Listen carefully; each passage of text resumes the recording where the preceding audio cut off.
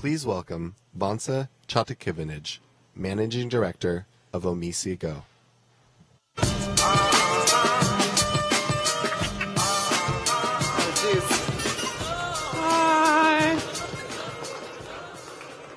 Hi. So you guys are going to have to bear with me a little bit. I flew in from Bangkok yesterday, and 5 p.m. is like prime jet lag.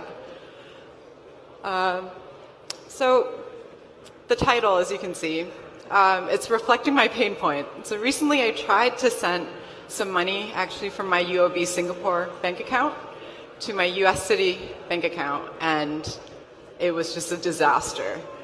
So the story was that I had a fee that I needed to pay. So what I decided was I was going to give myself a month, and then I would do a test transfer before the big chunk goes through. So day one, I transferred $100 from Singapore out, and then I waited. I waited for about a week. Nothing arrived in the US. I waited for another week. Nothing arrived. So what I did was I actually called my UOB bank account manager and said, what happened to this? So she couldn't trace where I went. She saw that it left my bank account, but it never arrived in the US. But the solution that she gave me was to enroll in a program that will take up to about 90 days to trace where it is. So that's still not, we haven't figured out where it went still. But because I had a deadline for my fee, I asked her, so what do we do? What she said essentially is just, it's okay, enroll in the program and then just transfer the rest anyways. It'll be fine. So that was my big facepalm moment where, not only did my trust transfer not make it, we had no idea what happened. I got charged $30 to make that $100 transfer, and now she's telling me, it's okay, just trust us, transfer the rest.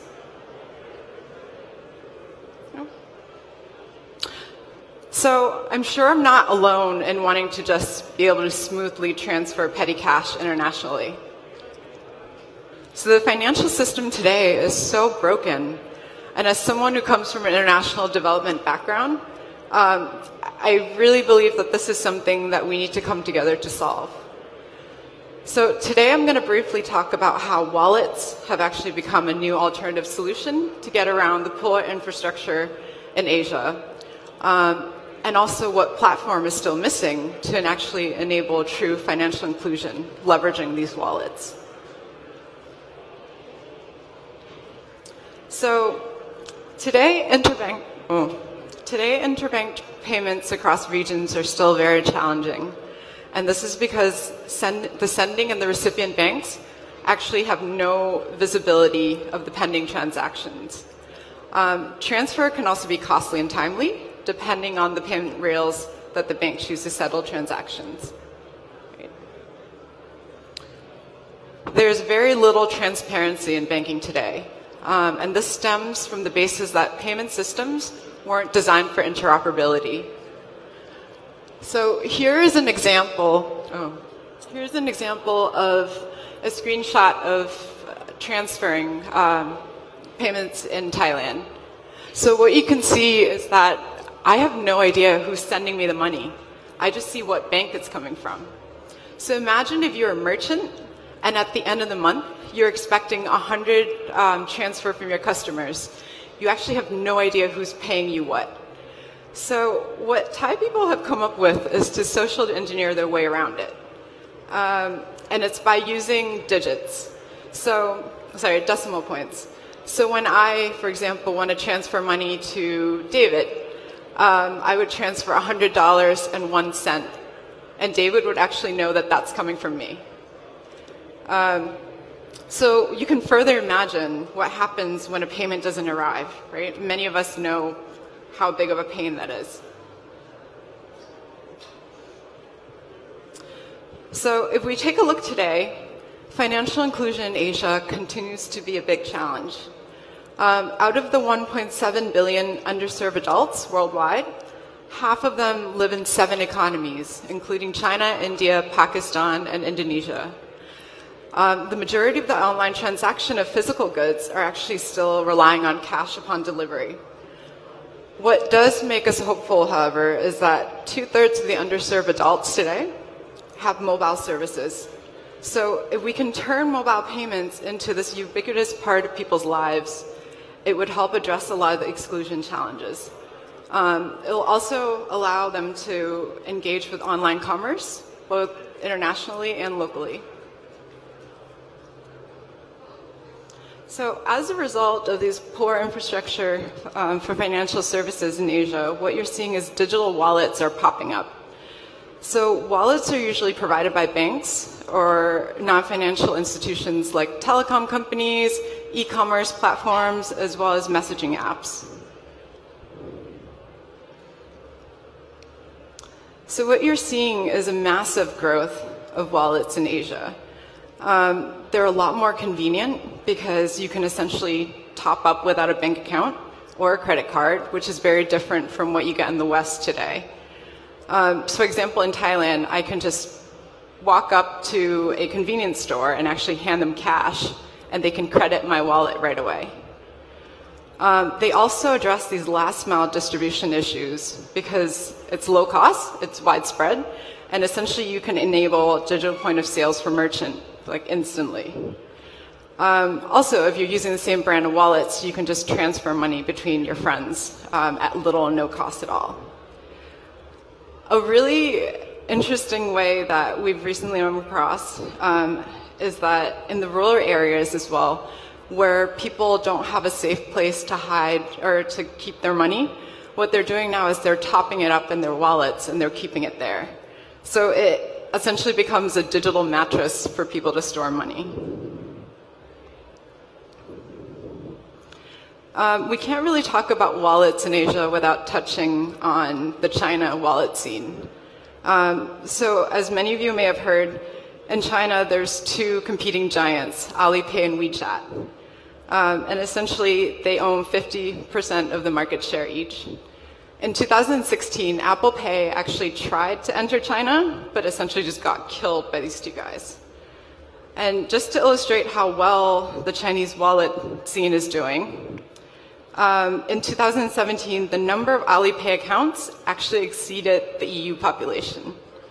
And in a single day, when it was a crazy shopping day, kind of like Cyber Monday for the US, Alipay processed over $25 billion worth of transaction. So we're seeing similar trends popping up everywhere in Asia, where in Thailand you have Line, also in Japan, in India you have Paytm, in Indonesia you have Gojek, and in Bangladesh you have Kvash. So Paytm is actually doing really well in India as well, where recently I was in Mumbai with my parents, and one of the beggars actually came up with a QR code, and they just said, okay, you know, this is how you donate. So it's very exciting to see the penetration. Another interesting point to point out is in Asia, the wallets are very different from the US and the EU. So in like the Asia wallets, essentially you have a whole lifestyle in one app. So you can book taxis, you can book hair salon, you can pay for them, you can chat with your friends, you can also pay utility bills. So what this actually indicates to us is if you can make wallets truly accessible to everyone, you can increase access to many other services, not just for payments. So you know the technology is reaching mainstream adoption when the governments are pushing for it. So back home in Thailand, the government's pushing for this policy called Thailand 4.0, which is essentially to push the economy towards a digital age. So the first pillar that they're trying to achieve is called PromptPay, which essentially links your phone number or a national ID, and then allows you to send money across the banks. They really improved on the cost structuring for this, where before PromptPay started, I would have had to pay 15 baht for every time I sent money across. But now anything up to about 5,000 baht, which is $200, is free. So the first year, the PromptPay program managed to process 127 million transactions and signed up 39.3 million people. The population of Thailand is 68 million, so just for a reference. So the reason the government's pushing for this is because they see that the move away from cash actually helps reduce costs and cuts leakage from corruption. So based on all this story, it sounds like we're doing pretty well, right? Well, there's still some challenges where even within the same country, like silo wallets mean that people can't transfer money between one wallet brand to the next. So imagine for the US, if you can't text your friend or call your friend between Sprint and T-Mobile, like that still becomes an issue, right? So from our point of view, in order to fully leverage the mobile payments, there's still several issues that need to be addressed. And that's including connecting the various payment schemes through interoperability. So this is where blockchain comes in. An example of why silo wallet still makes it unsuitable for remittances is as the world becomes more and more globalized and migration continues to climb, families and social networks are going to become more dispersed, right? In 2017, global remittance flow to developing countries reached $466 billion. So if you're a foreign worker, you need to be able to send money send money home from abroad. However, these wallets currently don't support anything more than local currency, and there's actually no easy way of exchanging foreign currency to a local one.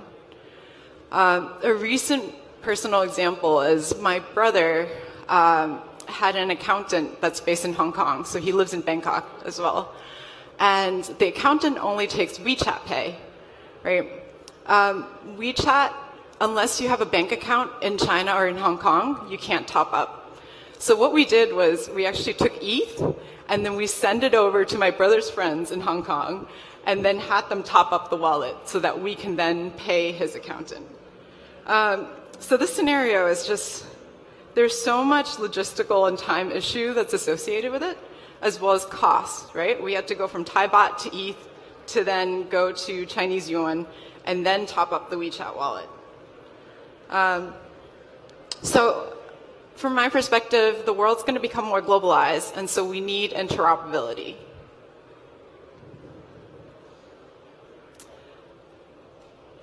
Also, while we see that wallets are helping people, we also risk creating this problem of just moving the power from the old financial institution onto new players. So one way that we can actually push uptake of digital payments and also mitigate a lot of these long-term risks of monopoly is to embrace interoperability, to allow payments across different systems.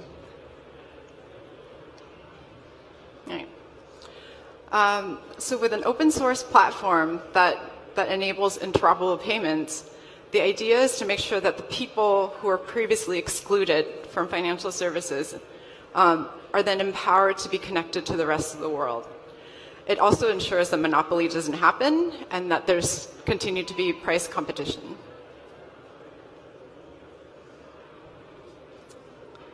So the core of the solution is to then move towards a public infrastructure that is transparent, interoperable, and massively scalable. Right.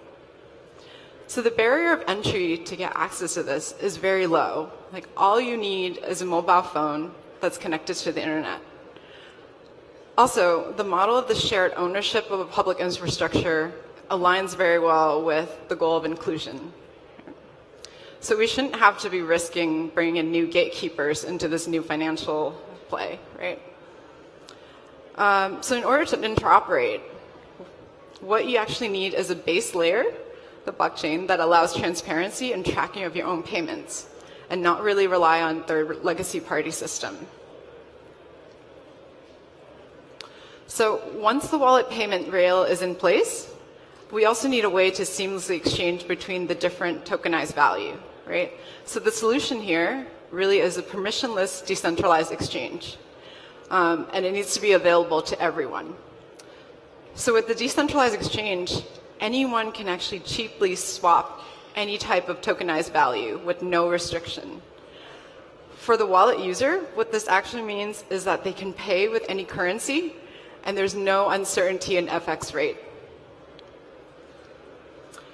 So to address this problem, OmiseGO is building two open source products. So the first one is a wallet SDK, which enables anyone to build their own wallet and embed it in an app. The second part is the OMG network, which is at its core is a massively scalable decentralized exchange. And we're leveraging the Plasma framework to do this.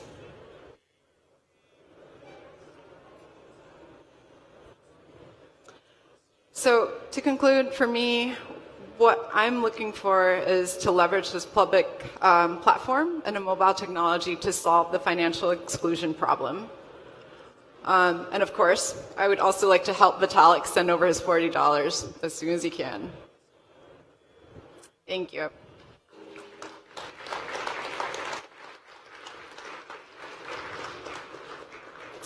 I can take a couple questions. I think we have time. Yeah, I think there's a mic.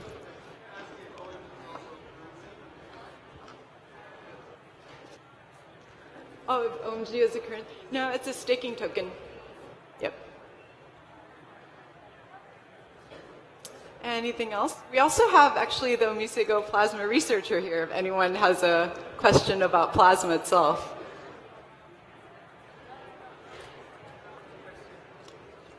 Hi, could you talk a little bit more about the Plasma and the exchange that you're building?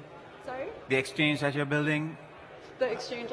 You said you're going to be building an exchange to facilitate. Yeah. Could you talk a little bit more about that and also about Plasma? That'd be great. Okay. David, you might need to come up. Do you want to share this? Oh, okay. We can. share this? What's up?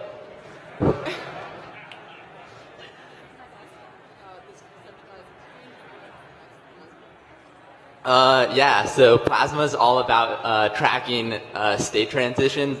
And so a decentralized exchange really exists with two pieces. First, you have non-custodial settlement. So that means if I'm trading with Vansa, there's no middleman who has custody of our money at any time, which is pretty cool because the middleman could be shut down with our money or hacked, as we've seen repeatedly with centralized exchanges. And then there's decentralized order matching. And that is really just a matter of tracking the state transitions. And we're using the kind of Plasma to do that as opposed to doing that on Ethereum because it's cheaper. And then we're basically taking all those state transitions, putting them in a Plasma block, compressing it down, and then storing that state on Ethereum so that we get the economic security of the Ethereum mainnet. Can I ask Awesome. And I love the presentation yesterday. It was good. But I was wondering more about like the timelines for this, and everything is going to be done on chain. So if you talked a little bit more about like the performance you're expecting for the decentralized exchange for Omise, that'd be great. Incremental steps forward. So tracking state transitions is complicated, and so we're starting with non-custodial settlement as the first layer, and then people can choose to do order matching however they want, and that's kind of the first piece. In terms of transaction throughput, I would say in order of magnitude better than Ethereum, which is currently around 15 transactions per second, is an understatement for the first iteration. And then as we iterate, we'll improve the complexity of the state transitions we're tracking to eventually get to decentralized order matching. And then we'll also improve the transaction throughput as well. Can I ask a quick question? So is the order book like system kind of like OX where you have each relayer, or does every node in the Plasma chain store the full state of the order book? So initially it'll be basically like a relayer, so the chain won't know anything about the orders, and then down the road, once we have on-chain order matching, then yes, all the nodes will know about the orders initially, but then we'll eventually, like long-term, we'll divide it by pairings and go further from there. Just because eventually the order book, like one order book, won't be able to support the volume. Okay. Do you guys plan on limiting the number of nodes in your Plasma shard? No. No, essentially. Like anyone can run an Ethereum node, anyone will be able to run a Plasma node. In terms of validating, there will be minimum to validate, but there will be staking pools that will exist so that any OMG holder will be able to stake with however many tokens they hold. Okay. And sorry, can I ask one more? Just for clarification, there's not going to be gas fees to be paid for any of the order execution or smart contract execution on the Plasma node. It'll be done through fees? Okay. And what are the fees paid in? The fees will be paid in anything, as long as the validators are willing to accept it. I see, okay. Okay, that makes sense. Thank you very much.